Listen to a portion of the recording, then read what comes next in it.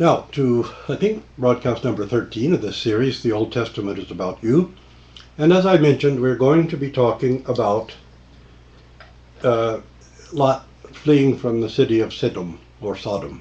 In Hebrew, I think it's Sedom. When Lot is a little bit reticent to leave the city,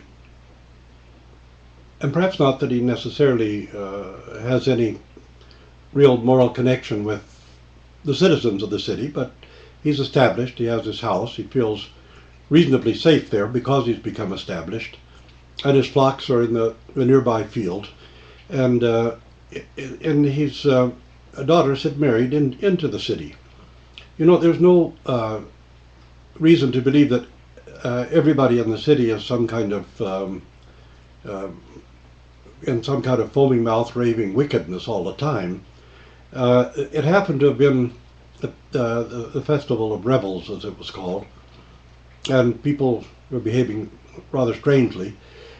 But anyway, when the city is given over to a kind of idolatrous wickedness, and as Lot is fleeing from the city, he's told to let no one look back at the city itself. And as they go, Lot's wife looks back, and as the story tells us, she's turned into a pillar of salt. I think we have a kind of an explanation of that in the New Testament. When Christ talks about when the demon goes out of a person, and they come back and they find the house swept and garnered, that is, cleaned and prepared and decorated for him. So he comes back in and takes 7 demons more wicked than he was in the first, he himself was.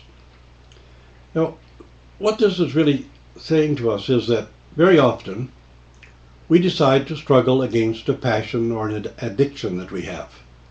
Say an addiction to pornography or smoking. And we struggle against it, and we seem to overcome it. We seem to have a victory. But we've put away that one little packet of cigarettes under the clothes in the top drawer of our bureau, or we've hidden one little pornographic picture just in case. And what happens is we have struggled outwardly against the passion, but we've held something back. We're going to miss that particular passion. Somehow we really kind of attach to it. Maybe we get some kind of masochistic enjoyment out of it or something. Anyway, we hold on to it a little. And then when we fall back into that, actively into that passion, we fall much more deeply than we were in the first place, because having struggled against it but gone back to it, we're weakened a great deal.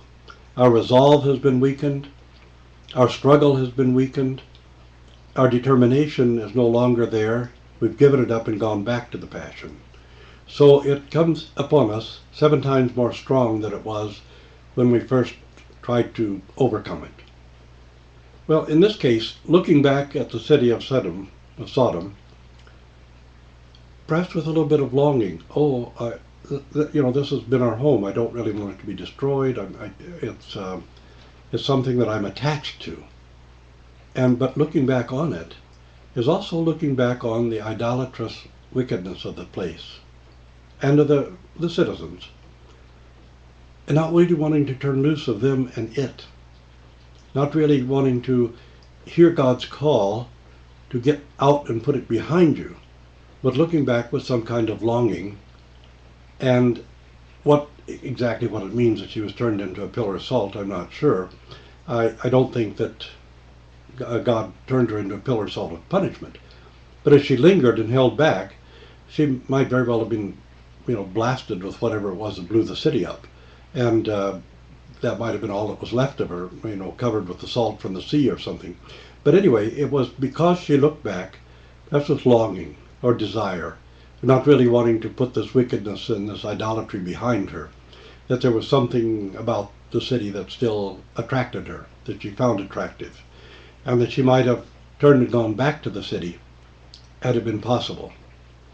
And we saw the same thing in the wilderness when Moses led the Hebrews out of Egypt, that every time there was a real trial, a real hardship, They would go back into bondage in Egypt just to have whatever little bit of food would be given them. They would have gladly gone back to slavery just for the sake of their stomachs. And so the story of Lot's wife looking back and turning to a pillar of salt is really telling us that when we struggle against those passions and those things that lead us toward wickedness within our hearts, we can't hold something back in reserve. We can't say, well, I'll just save one cigarette just in case. I'll save one pornographic picture just in case. I'll keep my needle even though I'm giving up heroin. I'll just, keep it here in the drawer for a souvenir. Well, what we're really doing is preparing ourselves to fall back into the passion in a much worse way than we were in the first place. Because our resolve will have been destroyed, our struggle will have been for nothing, and our fall will be much deeper. And that's really what we're being told in this story. Just as our Savior told us about the house that was swept and garnered for the demon, so he brings back 7 more wicked than himself. And I believe this story about Lot and his wife and fleeing to Zoar is really telling us the same thing.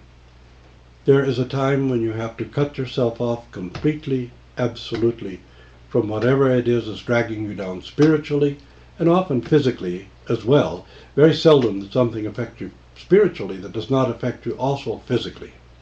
So cut it off, turn your back on it, go away, and don't look back, and don't save any little remnant of it that might lead you to fall back into the same trap, to the same passion, to the same addiction all over again. Otherwise, spiritually, you can turn into a pillar of salt. Spiritually, if you fill a field with salt, nothing's going to grow there. There'll be no spiritual growth once you've allowed yourself to turn into a pillar of salt by falling back into a passion that you knew was wrong, know is wrong, knew was destroying you, and knew was destroying those around you, and you resolved to go. Put it behind you, but you turn around and look back longingly. And the next thing you know, you're walking back into the city and being destroyed all over again.